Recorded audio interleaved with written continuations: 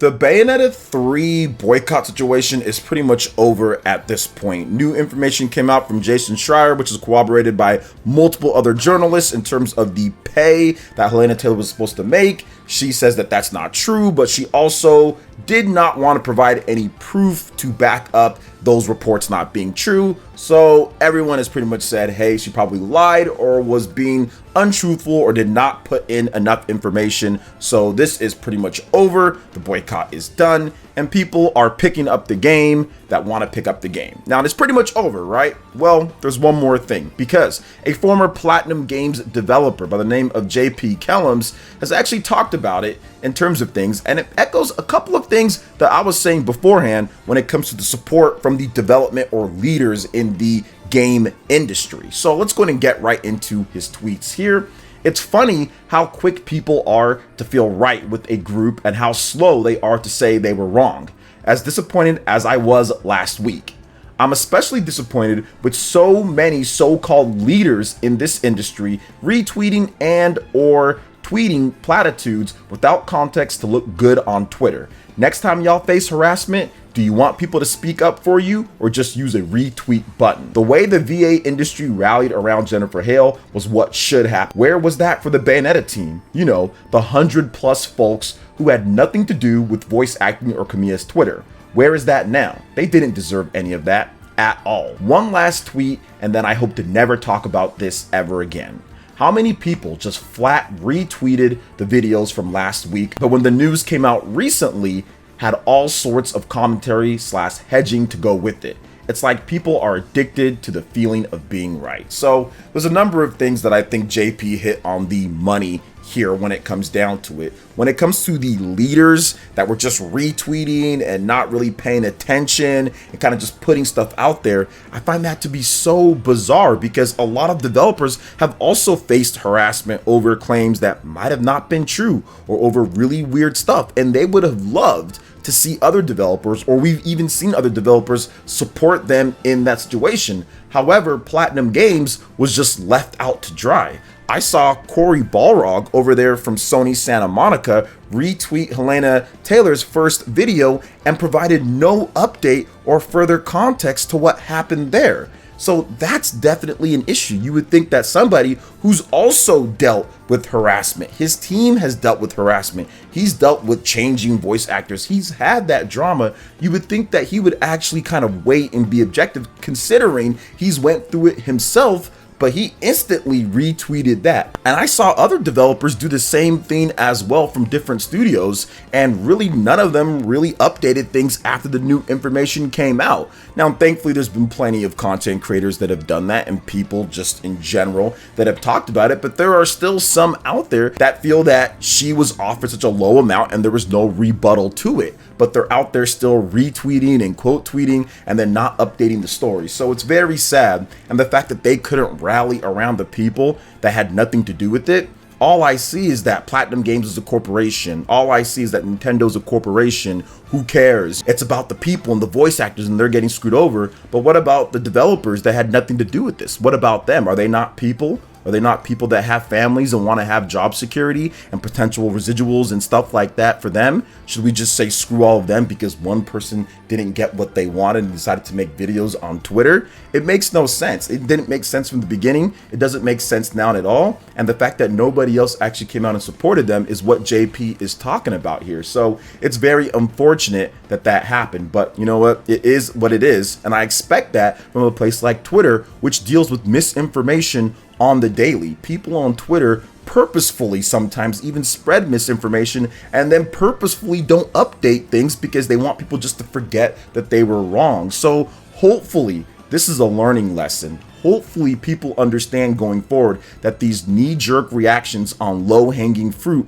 like a game like Bayonetta, which most people probably on Twitter aren't excited about, haven't played, don't care about, but want to sit there and look good on Twitter or grandstand or whatever the case is, this will be a learning experience for them. So this doesn't happen again, or at least when it's not with your favorite franchise and you don't have anything to prove on Twitter or something. But what do you guys think about what JP Kellums had to say here? Do you feel that more developers should have came out and supported Platinum Games, considering they faced harassment and stuff too over things that might have not been true?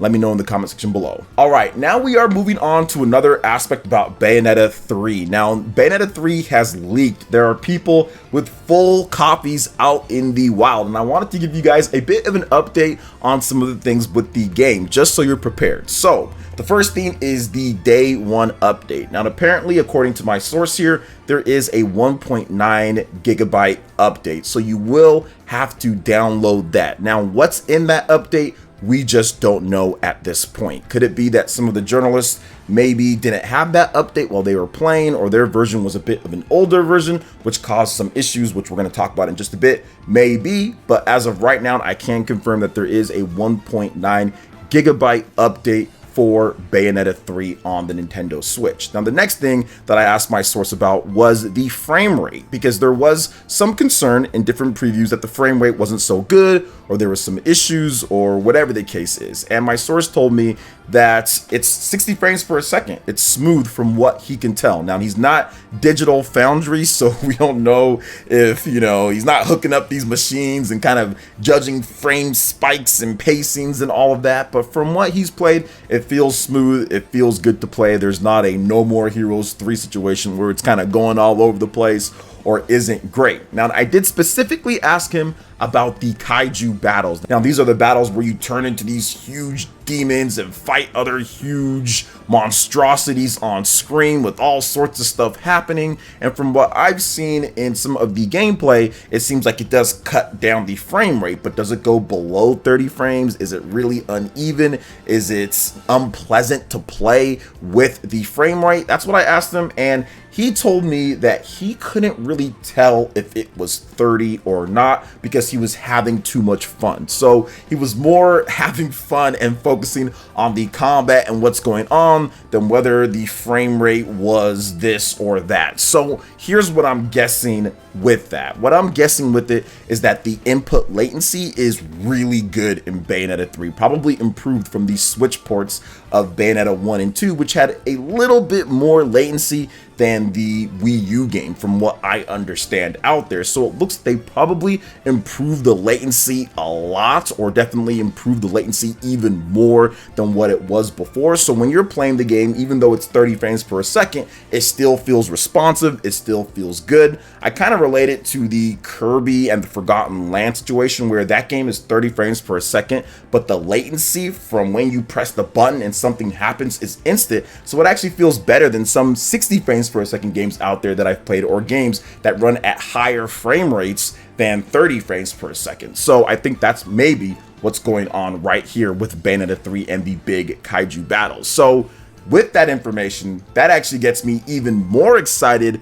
for Bayonetta 3, because that was pretty much the one question mark behind the game. Will the Nintendo Switch be able to keep up completely? Is it going to have frame rate issues throughout the game? Is it not going to be able to hold a high frame rate? Now, I don't expect Bayonetta 3 to run at perfect 60 frames per second all the time. I expect it to target 60 frames per second, and it's going to be smooth to where there might be some dips here and there depending on what's happening on the screen, but for the most part, it's going to play smooth. I'm guessing it's going to be somewhere between, Bayonetta 2, right? And maybe something else in terms of the frame rate and stuff, where they target it, but yeah, sometimes it goes down. But either way, I'm just excited to play the game because I think the input latency is very important. The combos and kind of how you play the game, how smooth the controls are, that's super important with Bayonetta, and they've always nailed that from the original Bayonetta all the way up until this point based off of the preview. So I'm very excited to kind of jump in and see how that goes. So what do you guys think about Bayonetta 3? We are less than a week before the game comes out. Make sure, if you haven't voted on my poll yet, if you're buying the game or not, make sure you go vote on my poll. It's one of my most popular polls ever, over 24,000 votes or something like that. So Bayonetta is in the spotlight. It is ready to go. We've talked about the Amazon sales numbers. They have been rising and rising, which is just so good to see, because I think Bayonetta is one of those games where most people don't talk about this game like that. It's got a core base of people who love the game and think that it's great, but to see Bayonetta do so well at this point, for it to be in the top sellers when it comes to the new releases and everything, is awesome. And I think it's still going to keep going up. It's going to keep going up as we get closer to the launch of the game. So what do you guys think when it comes to Bayonetta 3, everything here, with the controversy that being completely done? Should more developers came out and supported Platinum Games? Also, what do you think about some of the information about the gameplay and everything? Let me know in the comment section below. All right, and moving on to the final topic here, guys, we've got a brand new gameplay trailer for One Piece Odyssey called Alabasta. So this game is looking better and better every time that I see it. We've got 7 new minutes of gameplay footage, and I'm not a big One Piece fan, but I think I need to be a One Piece fan because this is looking like it's probably going to be the best One Piece game of all time. Looks like Bandai Namco is finally investing those funds to get a super high quality One Piece RPG out. Now, I'm pretty sure there's been other good One Piece games, but this seems to be maybe the best one that they've done. That'll probably get even some people that aren't into One Piece into this game. So publisher Bandai Namco and developer ILCA have released a new trailer for One Piece Odyssey featuring 7 minutes of gameplay in the Alabasta Kingdom. Immerse yourself into the world of One Piece with this new gameplay trailer showcasing the world of memories, Alabasta. The trailer description reads, relive the adventures of the Straw Hat crew as they explore memorable locations and interact with characters from the original anime series. Now, One Piece Odyssey is due out for the PlayStation 5, Xbox Series, PlayStation 4, and PC via Steam on January 12th, 2023 in Japan and January 13th worldwide. And man, this comes at a very stacked time period for RPGs in 2023. We've got One Piece Odyssey, we've got Persona 3 and Persona 4, and then we've also got Fire Emblem Engage, all within 1 week of each other. So that's definitely going to be hype. We're going to have to pick and choose what we really want to get into. But yeah, I'm checking out this new gameplay footage. You guys are seeing it here too. It looks absolutely incredible. I think they've done a great job with the graphics. I think they've done a great job with just like the atmosphere. The story seems like it's going to be really cool. And if you're a hardcore One Piece fan, this is pretty much a can't miss game. I think that this is something that you're going to have to check out, and no matter even how it turns out, unless it's like completely broken like Jump Force or something like that, which I don't think it will be, I think it'll be a solid RPG for fans out there. This is something that One Piece fans have to check out, and I myself am probably going to check it out at some point as I'm trying to get into One Piece. There's just so many episodes. But what do you guys think about this when it comes to One Piece Odyssey? Let me know in the comment section below. All right, guys, that wraps it up for this video here. Thank you so much for watching. I do appreciate it. Please make sure you hit that like button, subscribe if you're someone new, click that notification bell, and we will see you for the next video. Peace.